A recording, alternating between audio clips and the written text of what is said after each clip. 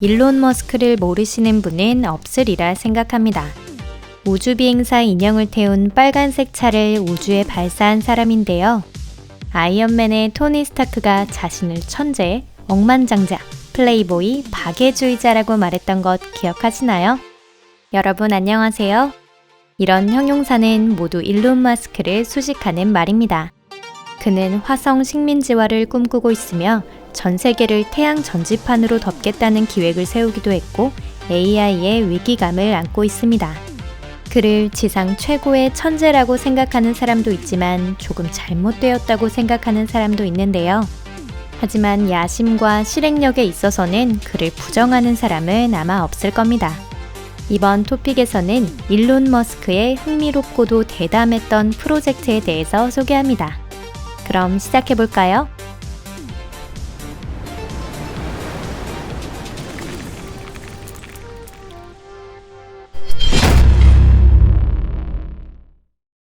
스페이스 X.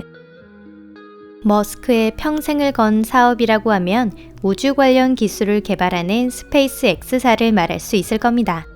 2002년 그는 제1호 로켓의 제작에 착수했습니다. 로켓은 스타워즈에 나오는 우주선 밀레니엄 팔콘을 참고하여 펠컨 1호로 명명했는데요. 처음 3회 발사는 실패로 끝났습니다. 엔진이 발화하거나 분리 후 1단이 2단으로 들어가기도 했습니다. 단 한 번의 실패라도 회사에게는 크나큰 타격이었죠. 이런 실패를 한다면 누구라도 포기하고 말았을 겁니다. 하지만 그는 달랐어요. 그는 네 번째로 다시 도전했고 기어이 성공하게 됩니다. 펠컨 1호는 2008년 우주로 날아올랐고 지구 주회 궤도상에서 페이로드를 전했습니다. 하지만 머스크는 여기서 만족하지 않았습니다. 발사 비용의 절감을 위해 로켓을 재이용하기도 했는데요.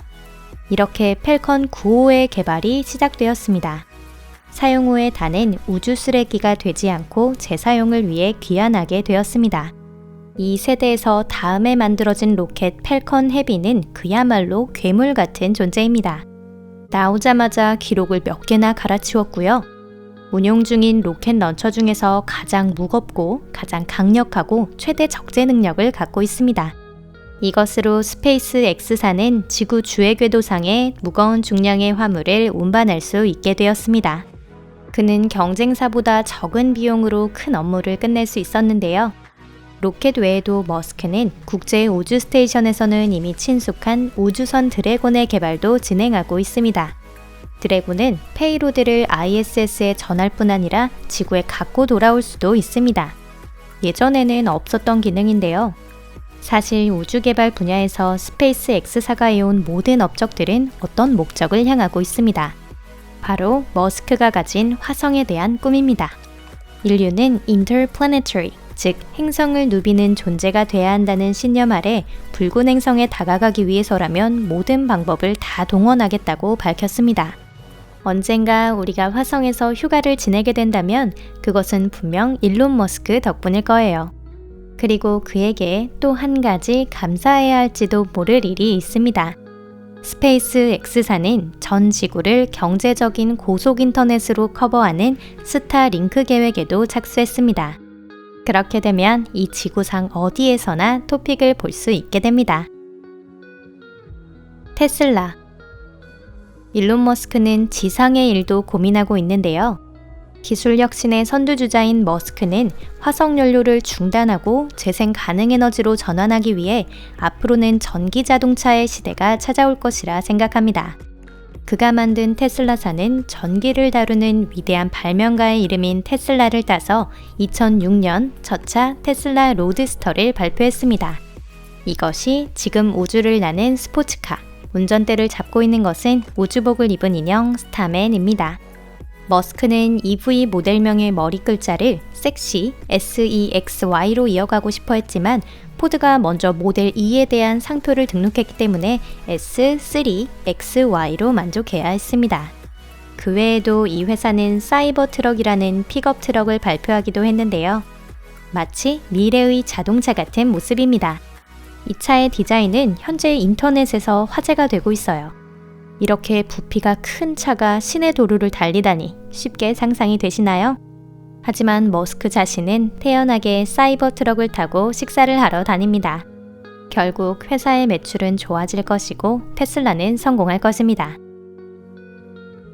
더 보링 컴퍼니. 일론 머스크는 차를 좋아하지만 교통체증은 아주 싫어하는 것 같습니다. 로스앤젤레스의 끔찍한 러시아워가 더 보링 컴퍼니 설립의 계기가 되었는데요.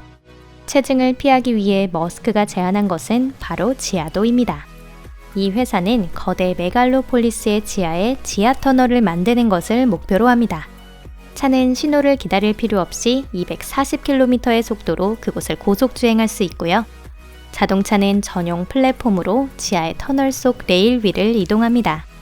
2018년 12월 이 회사는 첫 시험 터널을 팠다고 공식 발표했습니다.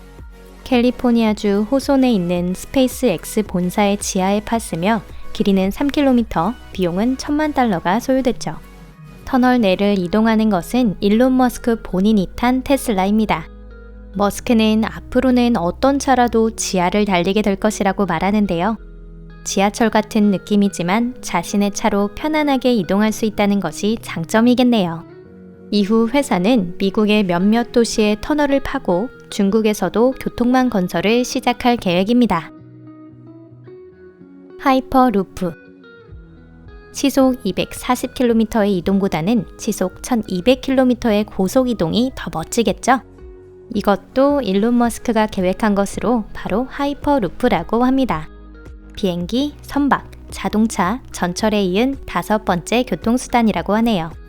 참고로 하이퍼루프는 기존 교통 중에서는 전차와 가장 비슷합니다. 어쩐지 낯이 익은 구조네요. 이런 비슷한 모양을 퓨처라마에서 본 적이 있습니다. 다만 애니메이션에서는 사람이 튜브 속에서 움직이고 있었지만 머스크는 사람이 캡슐에 들어가 이동하는 방식을 제안했습니다. 이 캡슐은 고가화된 튜브 속에 30초 간격으로 보내지며 약 30명의 승객을 옮깁니다. 시스템의 운용에는 전기를 사용하고 튜브의 지붕에는 태양 전지가 설치됩니다. 이를 이용하면 로스앤젤레스와 샌프란시스코의 사이가 약 30분 만에 연결돼요. 즉 하이퍼루프의 속도는 일본 신칸센의 4배, 비행기의 2배입니다. 게다가 운임도 충분히 저렴한 가격으로 제공될 예정입니다. 모든 것이 뛰어나지만 안타깝게도 이 사업은 아직 개발 단계로 시험 단계에서 최고 시속은 463km였다고 합니다. 그 정도만으로도 대단하죠? 뉴럴링크. 친구는 가까이 두고 적은 더욱 가까이 두어라 라는 말이 있습니다. 일론 머스크는 장래 인류가 인공지능의 골치를 썩을 것이라 생각하면서도 이 분야의 연구를 피하기는커녕 반대로 앞장서기로 결심했습니다. 게다가 2016년 머스크는 뉴로테크놀로지 업체인 뉴럴링크를 시작했는데요. 이 회사의 목적은 인간의 뇌와 컴퓨터를 연결시키는 것. 머스크의 말에 의하면 첫 시도로는 장애인 전용 서비스만 제공되지만 장기적으로 그 성과는 모든 인간을 위해 사용될 예정이라고 합니다. 회사 내의 한 사업 프리젠테이션에서 이 기술의 활용법을 설명했는데요. 예를 들어 사지가 모두 마비된 사람의 뇌에 칩을 심어서 생각만 해도 컴퓨터와 전화를 조작할 수 있는 것입니다. 이를 텔레파시가 아니면 대체 뭐라고 불러야 할까요? 머스크는 이미 이 기술의 동물 실험은 끝났고 2020년에 사람에 대한 임상시험을 실행하겠다고 발표하여 모두를 놀라게 했습니다. 만약 여러분들이 안드로이드는 전기양을 꿈꾸는가를 아직 읽어보지 않으셨다면 지금이야말로 이 책을 읽으실 때예요. 미래에 우리를 기다리고 있는 것이 무엇인지 알 수 있을지도 모릅니다. 오늘 영상은 여기까지입니다. 시청해주셔서 감사합니다. 오늘은 일론 머스크의 다양한 프로젝트들에 대해 전해드렸는데요. 머스크의 엄청난 행동력을 감안하면 앞으로도 그는 새로운 선두주자로서 미래를 이끌어 갈 것입니다. 저희도 그걸 새로운 영상에서 전달할 수 있으면 좋겠네요. 채널을 구독하시면 최신 정보를 놓치지 않고 확인하실 수 있습니다. 그럼 다음 영상에서 뵐게요. 안녕히 계세요.